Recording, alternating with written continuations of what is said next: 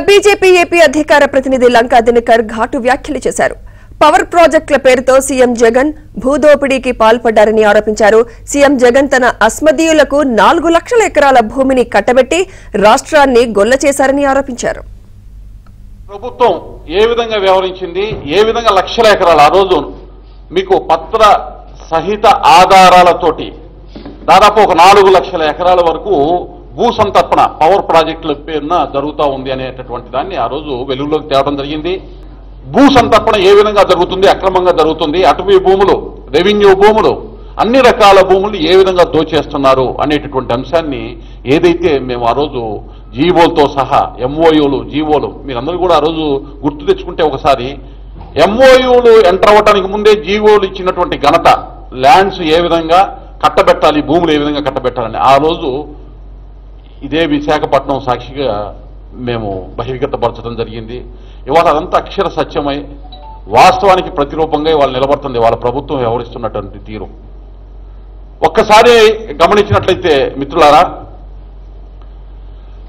ఇవాళ రాష్ట్రంలో పరిస్థితి ఎట్లా ఉందంటే జగన్ అస్మదీయుల భూదాహం, వనరుల దోపిడీ రాష్ట్ర భవిష్యత్తుకి అవరోధంగా మారింది,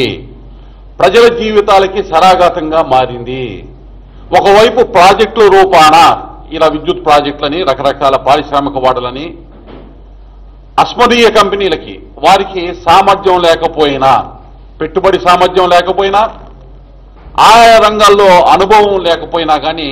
లక్షలాది ఎకరాలు కట్టబెట్టినటువంటి తీరు ఒకవైపు కనపడతా ఉంటే, రెండో వైపు